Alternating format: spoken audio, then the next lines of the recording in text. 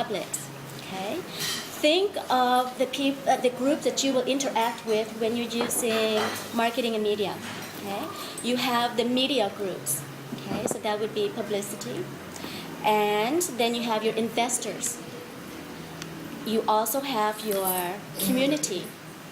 Okay, you also have the government, your clients, your internal public, and then the one we always forget, our personal public. Your girlfriend, your husband, your wife, your family, your friends. You got, like some people have 700 Facebook friends. This is your personal public, is it not? If you have like 200 Facebook friends, that's bigger than your Rotary Club. Okay? So don't ever forget your personal public.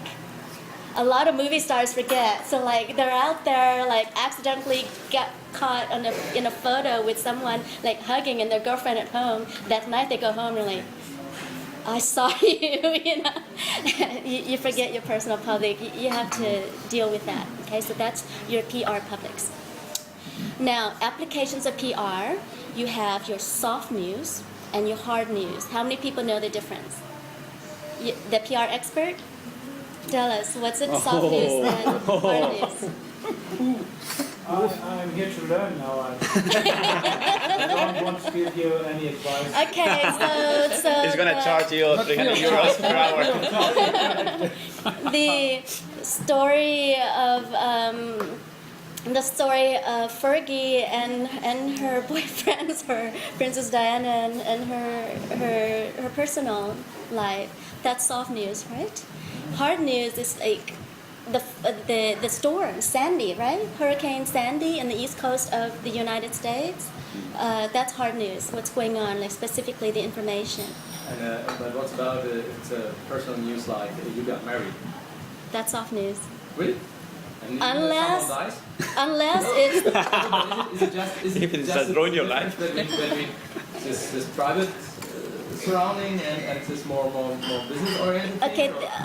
There's a difference between information news and entertainment news. I'll get to that in a minute. Okay. Okay. Soft news and hard news. If you really want to know the difference, like if you take up a daily newspaper, whatever's on the front page, that's all hard news. Whatever on the inside pages, like in the lifestyle section, that's soft news. If you really want to start separating. It's kind of gray area. Sometimes the choice is up to you, but it's kind of separated like that. The magazines normally will carry soft news. Okay, CNN will carry hard news, but then they have soft news sections. Okay, okay. So that's the first split between soft news and hard news. Then there's information versus entertainment. Then there's personal PR, and then the political agenda. Okay. Then there's crisis management, and then there's governance. Okay, I mean, I could do 8 hours on just these topics, but I'm just throwing this out so you keep this in mind for the application of PR to your life, so that you won't fall asleep while I'm doing my case study. I'm going to go through the 9 stages of governance of media for the Thai floods in 2011, the 9 stages of media, the governance of media, and at each stage of these 9, you think how, if you had a crisis, if you had a PR crisis, what would that mean for you at each stage? Try to think of these 9 stages for your business, okay? So, okay, don't fall asleep, because you're caught on camera. No, wait a minute, I'm the only one. Oh, darn. Turn this around. Okay. All right, so governance of the media for the 2011 Thai floods. In the mid-1990s, the media in Thailand used to complain that there was no news to be had because the Vietnam War is over. I mean, it's 1990s, you know, boom. Nothing was happening. You know how the media, they like to report on the sensational stuff. Well, it was getting so boring. People were making money. There was, you know, no disasters to cover. There's no war. It was getting pretty boring. So all the foreign correspondents just kind of moved to the neighboring countries. They just left Thailand. However, since 1997, there's been multiple crises every year. It seems like there's something happening in Thailand. There's been the Asian financial crisis, right? And Thailand was the first domino that fell. There was the avian flu, there was SARS, there was violence in the south of Thailand, there was a military coup d'etat. The year that I launched my law magazine was the year of the coup d'etat. Imagine my success there. Then there was mass protests, there were several changes in government, there was more, like the other flu, I can't think of it right now, there was one more, the Mexican pigs flu. So when Thailand went through the severe flooding in 2011, the media machine, they were ready to crank out their annual sensational stories. Also in the year 2011, the world saw a female prime minister take the helm of government for the first time. And there was high expectations for leadership, and particularly since this would mark the beginning of a populist rule. The masses were rising. Everyone had high expectations. However, 3 months into Prime Minister Yingluck Shinawat's administration, the government was still going through its honeymoon phase, and that is when the first big challenge arrived, the floods. As the waters rose, how many people saw the news about the flooding in Thailand? You know, sensational, pretty cool, right? Pictures, everything's floating. As the waters rose, the people braced for the usual floodwaters to come, but this time there were a lot of surprises, and it came in waves. Excuse my pun. Just waves and waves of surprises kept coming, and the journalists followed. The media at first concentrated, first phase, the media at first concentrated on the usual publicity shots of the PM as she toured the flood zones. Here was an opportunity to show a working woman leader, and sitting in a military helicopter was the ultimate photo of strength. But as the days and weeks passed, questions began to pop up. First, they were asking about her Burberry boots. She's a millionaire, and she's in the floodwaters, wading around in the floodwaters amongst all the poor people, the farmers in the slum, with her, $1,000 boots. And so there were those questions, and then there were also questions, why was it this year starting to eclipse all the previous year in the amount of water and all of the craziness that happened? It was just especially different this year. What's happening? Okay. The media's information distribution, second phase, and the social photo op started to give way to investigative reporting, and the minds of serious journalists woke up. They left their parliament posts and their hard news desks and fanned out to the provinces in droves. This second wave of media saw editorials and analyses questioning why, just what was going on, and what was it that was making this year the worst in 50 years. In half a century, this was the worst year. I mean, they had flooding every year. What was making this year the worst? With all the technology for water containment and path control, and with all the equipment to predict the weather patterns, what was it that was stopping the government from doing its job to protect the people and their homes and their business? What's happening? Third phase, information from the government formed the third phase of media activity. The government publicity machine cranked out information on which provinces would be affected and gave information on the path of water as it flowed south through its normal direction, and then through an expanded path that showed no mercy. The military was called out, civic groups and international NGOs joined, everyone participated. So, fourth phase, next. After the first wave of soft news, followed by the second wave of questioning and the third wave of information, the news gave way to the fourth wave of criticism from the government's opponents. Have you experienced this in your PR waves, in your publicity machines, in your companies? You go through all those phases, and now you're getting criticized. Okay? Keeping in mind this is crisis PR. You have criticism from the government's opponents. The opposition held news conferences to talk about the work that should have been done and wasn't, and submitted questions about why this or that decision had to be made. The suffering of the people was highlighted and marked a contrast to the government's stated goal of helping the masses. This is a populist government, but the masses were suffering. What's going on? They're not doing their job. So the fifth wave of media activities went back to the social news because, it's like, let's get off the soft news. We got to save ourselves. Let's, get out of this criticism phase. So they went back to the soft news, but this time it was sensational on both sides. The stories came out of snakes. There were snakes several meters long. Like, from me to him, a snake this long would be crawling the streets. They were floating around and swimming the canals and making their ways into the flooded homes. And there were pictures in the media of snakes this big and this long. It was pretty scary. I think I have to do this because it's Halloween. and the snakes swimming in the canals. And guess what? It was October. It was the month of Halloween. Okay, so there were several meters long swimming in the canals and making their way to flooded homes, and animals were left behind to die.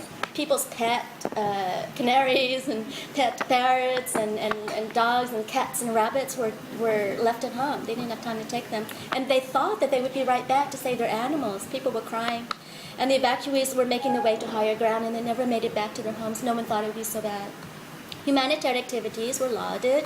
So anyone helping anyone, there was a sensational story about, what people were doing. And the emergency aid was requested from the Thai associations as well as from foreign groups. Sixth stage. With involvement of all the government and civic groups, both foreign and Thai, and the attention of media worldwide, this flooding story became almost as big as that of the political mayhem of 2010.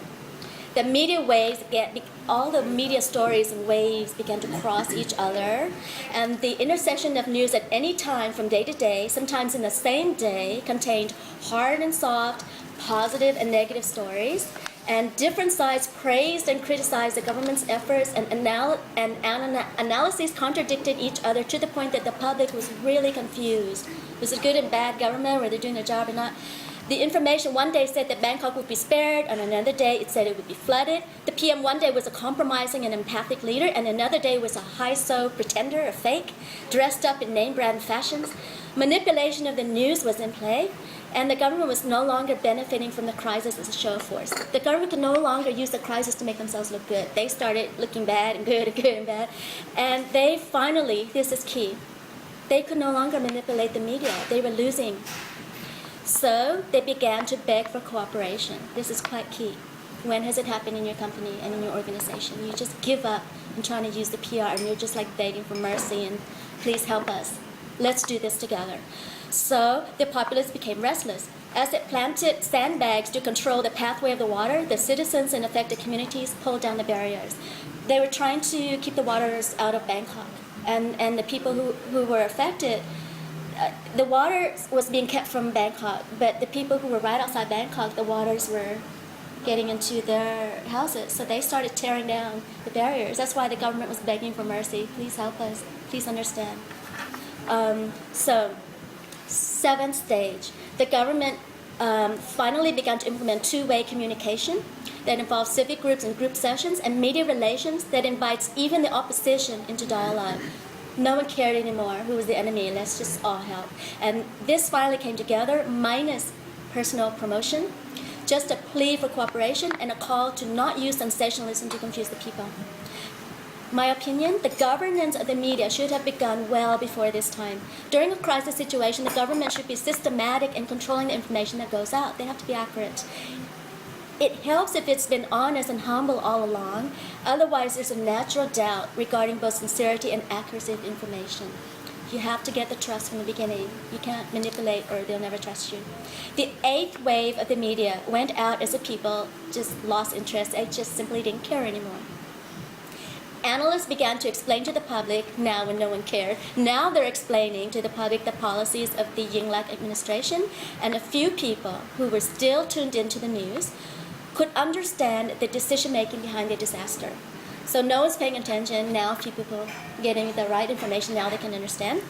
And apparently because of the anticipated return of the previous year's drought, they had, I'm going to skip through the analysis because you probably don't care about the details of life in Bangkok. Basically, the government was trying to help the farmers.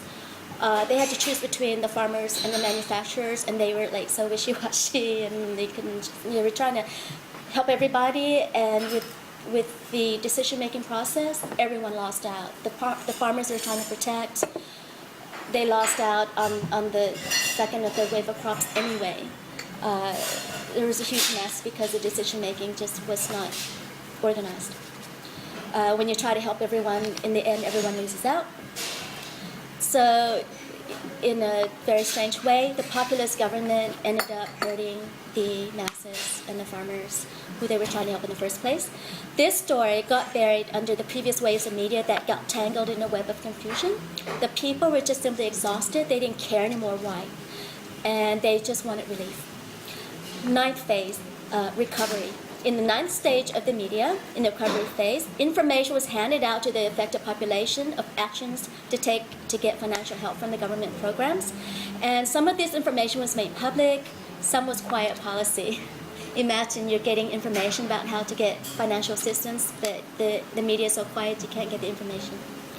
The ears of the media, however, at this time was in tune with all the streams of information, and the public that was truly interested got the news anyway as to how the money was distributed.